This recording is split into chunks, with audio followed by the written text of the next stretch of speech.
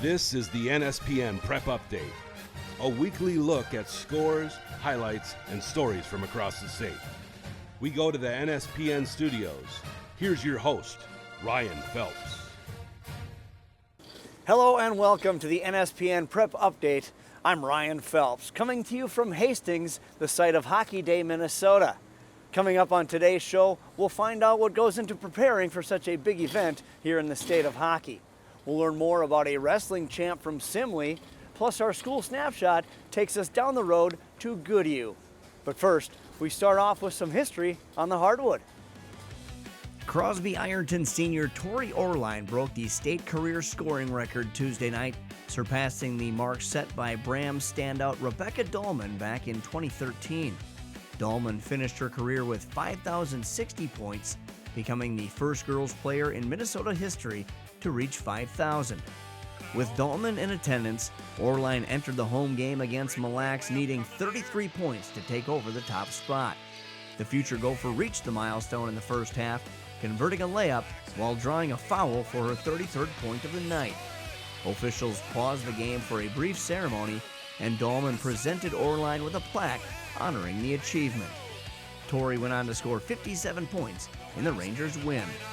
But right behind Orline is Madden Greenway of Providence Academy. She's closing in on 5,000 career points as well and is about 100 behind Tori. But she has 5 more games to play down the stretch than does Orline.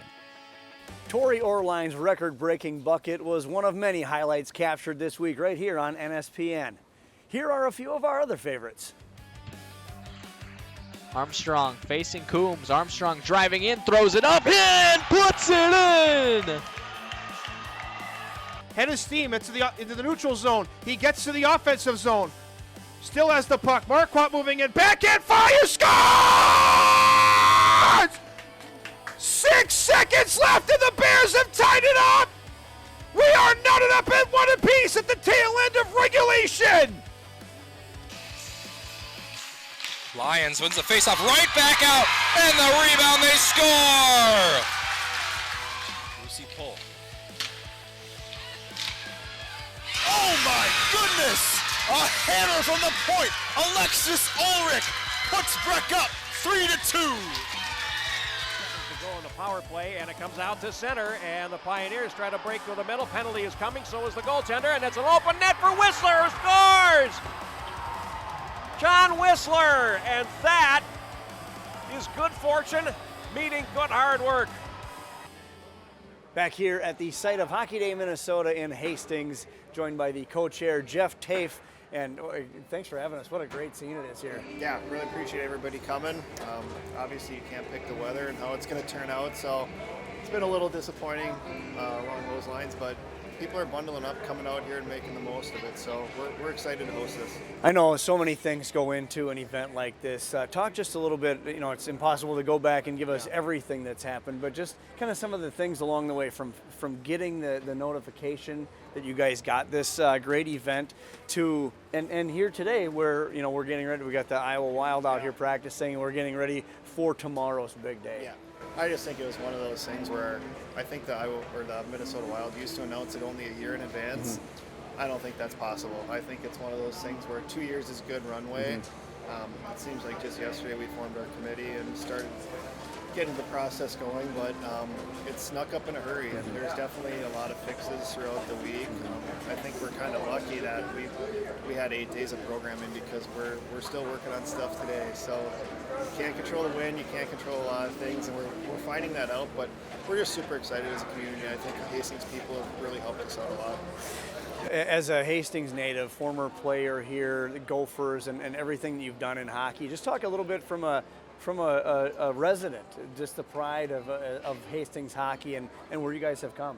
It's great. I mean, for a small community, I think most of the time we were 15,000. We might be 20,000 people now. We had an NHL alumni game the other night. You get a lot of great players that have come out of a small town. So I think the whole association in general has been a huge help. The city has been great to work with. So that's kind of how our committee is based up. We have United Heroes League, we have the Hockey Boosters, and then we have the city. So everybody's really chipping in and making this a special event for people to come to. And I think if people come down here and just check out this rink, they'd be really impressed.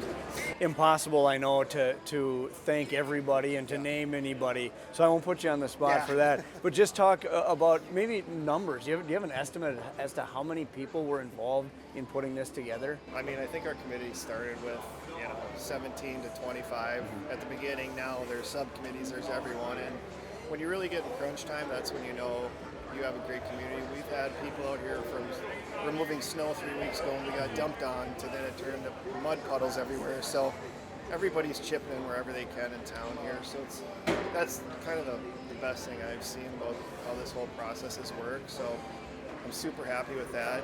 I just hope Mike Brainerd and whoever follows this up that you just get the right people in place, which we have done, and you can make it a successful event. Jeff Tafe, co-chair of Hockey Day Minnesota here in Hastings. A pleasure meeting you and getting a chance to chat with you. Yep, thank you so much. There's still plenty more coming up on the NSPN Prep Update. When we return, a Simley wrestler prepares to defend her 4 consecutive individual state titles, plus a school snapshot to a good school. No, a great one. But first, it's trivia time. When and where was the first Hockey Day Minnesota? This one is surprisingly tricky. The answer, plus Hockey Day highlights when we return.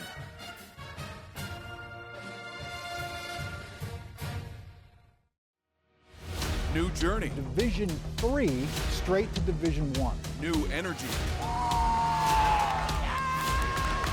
Same standard. The Tommies have climbed to the peak of the summit. And your Pioneer Football League champions wear purple and gray. No limits. Welcome to St. Thomas Athletics. Support your teams and community with NSPN.TV. Enjoy exclusive coverage from summer town ball to high school championships. Plus, feature stories and podcasts that bring you closer to the action. Stay connected with NSPN.TV, your neighborhood sports network. Your trivia question was, when and where was the first Hockey Day Minnesota? The answer is 2008, when Baudette Bay served as the host. They did play an outdoor game at the same location in 2007, but that was actually called the Baudette Bay Hockey Classic, and there was no television coverage. The hometown team, Lake of the Woods, defeated St. Paul Johnson 5-3. The next year, in 2008, the TV cameras showed up and Hockey Day Minnesota was born. Welcome back to the Prep Update, coming to you from Hastings, the site of Hockey Day Minnesota. Let's take a look at some of the highlights from this year's event. The girls started things off with Hastings versus Park. Sub-zero temps all day, but the hockey was fantastic. Haley Siebenaller started the scoring for Hastings in the second, but Park came right back with a power play goal by Addie Korkish. Hastings would not be denied a victory, however, on Hockey Day, as Siebenaller nets the game winner. Raiders take this one 2-1. Game 2, and it's the boys this time with Eastridge and Hastings. And once again, the hometown team starts the scoring. Carter Hansen puts the Raiders up 1-0 just 2 minutes in.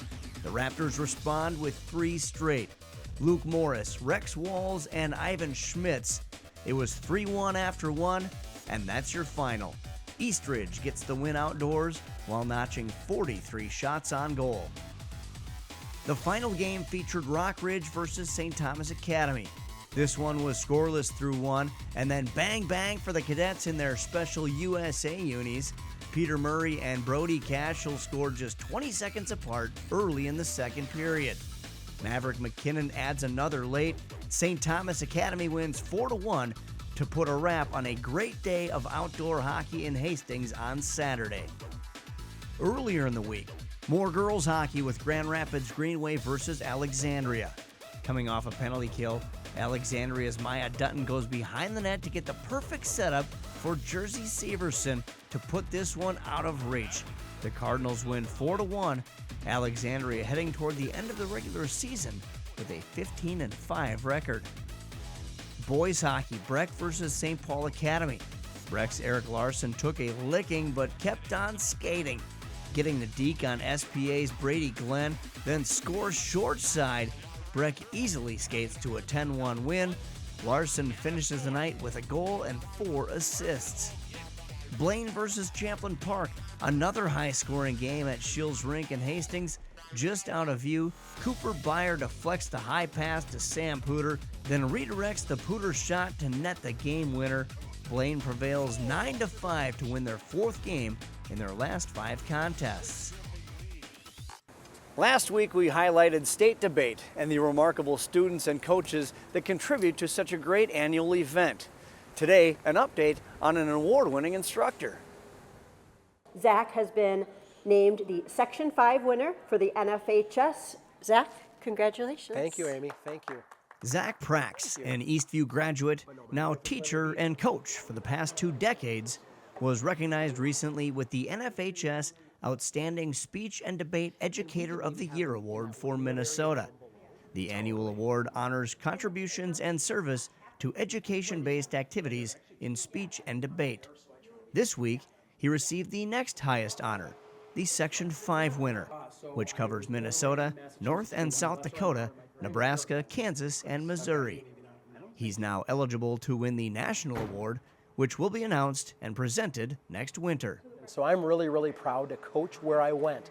I graduated from Eastview High School about 20 years ago, and I still teach and coach there now.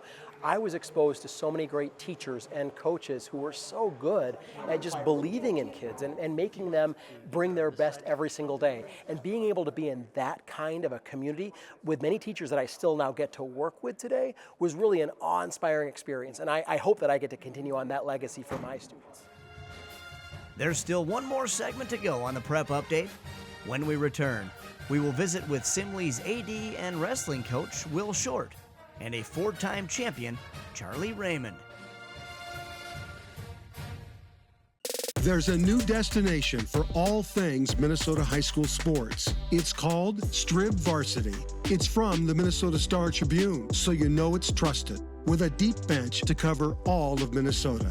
We've rebuilt and relaunched our MN Prep hubs and added more sports, stories, streams, stats, scores, schedules. We have it all at Strib Varsity. Subscribe today at startribune.com/stribvarsity.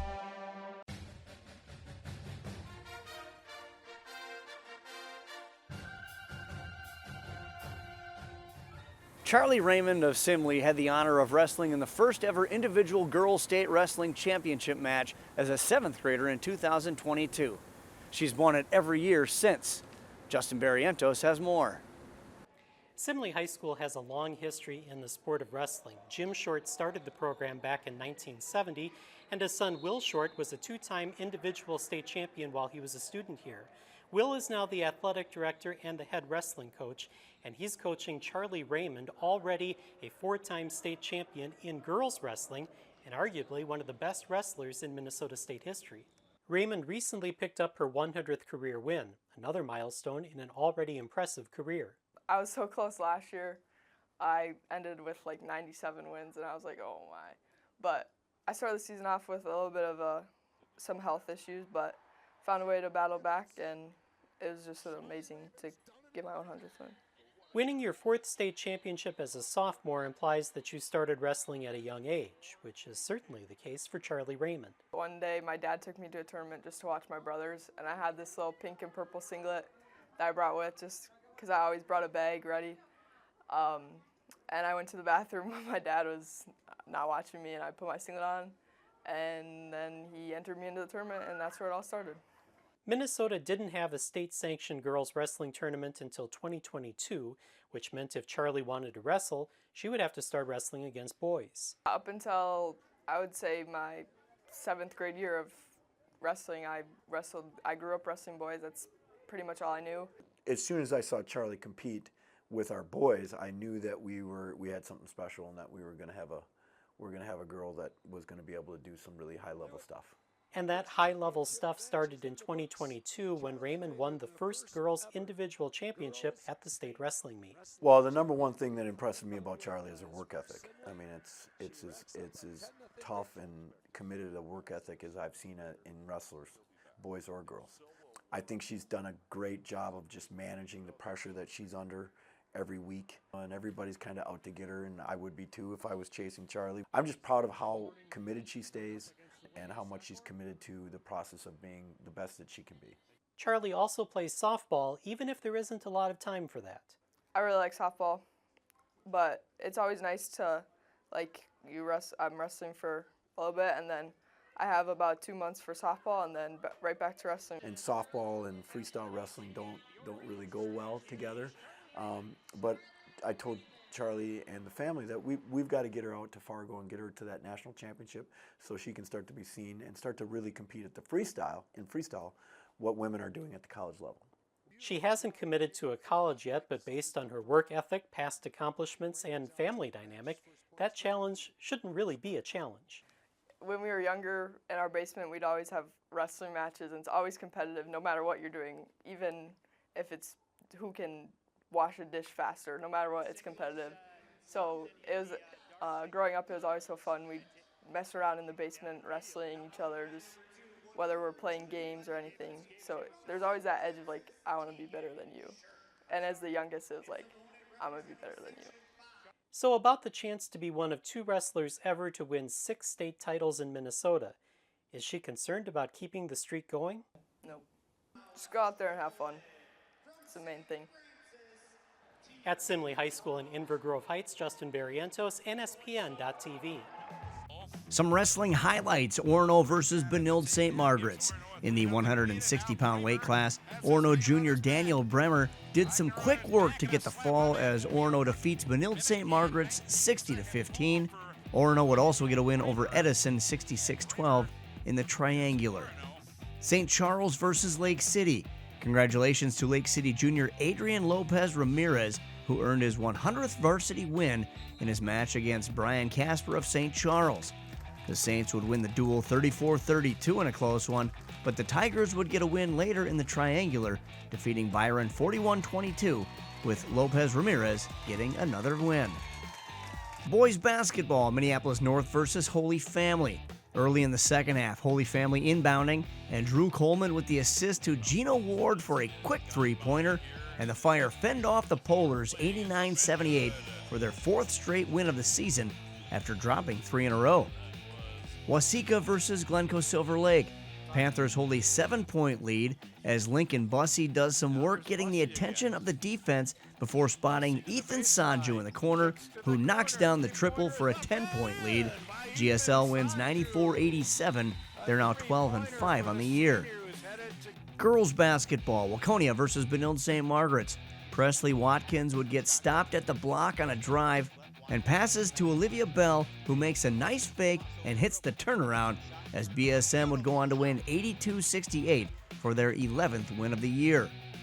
St. Michael Albertville versus Monticello. STMA playing some tight defense early in the second half, but Monticello solves that with quick passing, leading to a 3 by Madeline Barrow.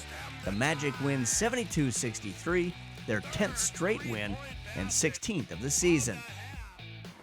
We had 75 games streaming last week right here on NSPN. This week, 70 more, plus our first look into sections, as we'll have dance finals on Friday and Saturday. 2 great boys basketball games on Tuesday night when Woodbury travels to number 4 Cretin-Durham Hall, and Irondale takes on 8th-ranked Eastridge and future Gopher Cedric Tomes. On Thursday, a top 10 girls basketball matchup with number 8 Orono versus number 9 Benilde St. Margaret's, plus 2 great hockey matchups. For the boys, Mahtomedi taking on Hill Murray, and for the girls, Hill Murray battles Benilde St. Margaret's. It's time for our school snapshot. That's when we get to know the town, schools, and communities outside the playing field. Today we head just a little south of our location here in Hastings to take a closer look at Goodhue.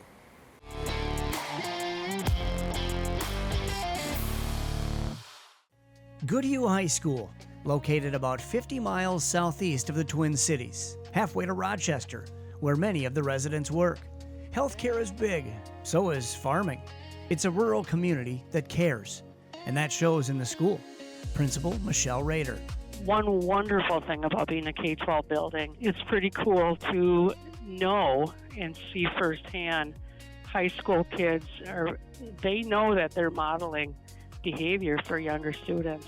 And so they're role models and they live up to that. And so it's just good to see the leadership skills and the high fives between the high school kids and the middle school kids and the elementary in one building. There is a lot of learning that goes on in that building. They offer a combination of college courses. The 250 students, grade 9 through 12, can graduate high school with a year or two of college courses under their cap and gown. They also have a new construction home building class. They work directly with Habitat for Humanity. This small school is big in FFA, with over 100 students participating. They are a 3-star chapter, and they're strong in the arts. We have a very large choir and chamber choir, and we have a band and a pep band, and I got to tell you, our pep band is very active. We're kind of lucky to be able to go to basketball and football, into the playoff games, and so those pep band students not only follow us in football here, but had to get up and perform at our Veterans Day ceremony the next day. The school and community are one and the same. They are proud of their Wildcats. When there is an event, the town is there. They say it's good Hugh, but it's really great Hugh. This town will be a ghost town. It'll, the businesses will shut down and they'll all be there. That'll do it for this episode of the NSPN Prep Update. Special thanks to all of our hosts here at Hockey Day Minnesota in Hastings, Jeff, Shane, Alicia, and the rest of the crew. We'll be back with more next week. For Hannah, JB, and the rest of the NSPN crew, I'm Ryan Phelps saying so long from the Neighborhood Sports Network.